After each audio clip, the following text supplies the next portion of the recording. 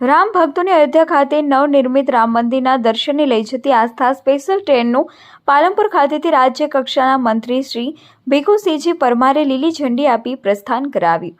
અન્ન અને નાગરિક પુરવઠા તથા સામાજિક ન્યાય અને અધિકારિતા વિભાગના રાજ્ય કક્ષાના મંત્રી શ્રી ભીખુસિંહજી પરમારે આસ્થા સ્પેશિયલ ટ્રેનને રાત્રે 11:55 કલાકે પાલનપુર રેલવે સ્ટેશનથી લીલી ઝંડી આપી પ્રસ્થાન કરાવ્યું હતું. બનાસકાંઠાના અંદાજિત 1300 કરતાં પણ વધારે યાત્રાળુઓને આસ્થા સ્પેશિયલ ટ્રેન અયોધ્યા ખાતે ભવ્ય શ્રી રામ મંદિરની દર્શને લઈ જવા નીકળતા સમગ્ર રેલવે સ્ટેશન શ્રીરામના જયઘોષથી ગુંજી ઉઠ્યું હતું. અયોધ્યા જતા યાત્રાળુઓ આ જ ટ્રેન દ્વારા ભગવાન શ્રીરામના દર્શન કરીને પાછા ફરશે. આ સ્પેશિયલ ટ્રેનમાં યાત્રાળુઓને આઈડી કાર્ડ, ટિકિટ, મુસાફર કીટ, જમવાનું, નાસ્તો, પાણી, સ્વાસ્થ્ય સુરક્ષા તથા દરેક કોચમાં એક કોચ ઇન્ચાર્જ જેવી વિશેષ સુવિધાઓ ઉપલબ્ધ કરવામાં આવશે. આ પ્રસંગે મંત્રી શ્રી ભીખુસિંહજી પરમારે જણાવ્યું હતું કે આસ્થા સ્પેશિયલ ટ્રેન દ્વારા જતા ભક્તોની યાત્રા ફળદાયી, લાભદાયી અને સુખદાયી નીવડે તેવી ભગવાનને પ્રાર્થના કરું છું. તેમણે જણાવ્યું હતું કે છેલ્લા 500 વર્ષની રામ મંદિરની આપણી પ્રતિજ્ઞા દેશના માનનીય પ્રધાનમંત્રી શ્રી નરેન્દ્રભાઈ મોદીએ 22 જાન્યુઆરીના રોજ ભગવાન શ્રી રામ મંદિરની પ્રાણ પ્રતિષ્ઠા કરીને પૂર્ણ કરી છે.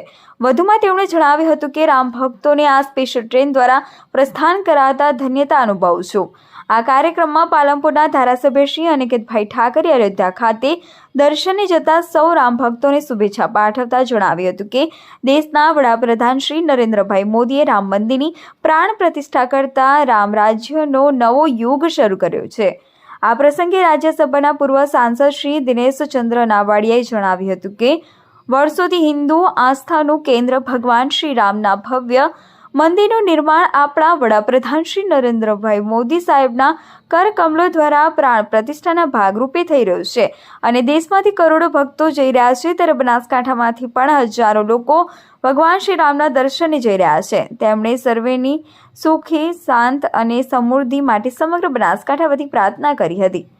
આ પ્રસંગે પૂર્વ મંત્રી અને સંગઠનના પ્રમુખ શ્રી કીર્તિસિંહ વાઘેલાએ ઉદ્બોધન આપતા જણાવ્યું હતું કે સૌની આસ્થાનું કેન્દ્ર ભગવાન શ્રી રામની જન્મભૂમિ અયોધ્યા ખાતે રામ મંદિરનું નિર્માણ થતાં આપના સૌ માટે ખૂબ ગર્વની વાત છે. આ રામ મંદિરનું નિર્માણ એ કોઈ ઇમારત નહીં પરંતુ રામ રાજ્યનું નિર્માણ થઈ રહ્યું છે. આ પ્રસંગે પ્રદેશ ઉપાધ્યક્ષ શ્રી નંદાજી ઠાકોર, પૂર્વ ધારાસભ્ય શ્રીમતી રેખાબેન ખાણેસા, આસ્થા સ્પેશિયલ ટ્રેનના ઉત્તર ઝોનના ઇન્ચાર્જ શ્રી ભરતભાઈ આર્ય સહિત પદાધિકારીઓ, રેલવેના ઉચ્ચ અધિકારીઓ, પાલનપુર નગરપાલિકા પ્રમુખ શ્રી ચીમનભાઈ સોલંકી તથા મોટી સંખ્યામાં રામ ભક્તો ઉપસ્થિત રહ્યા હતા.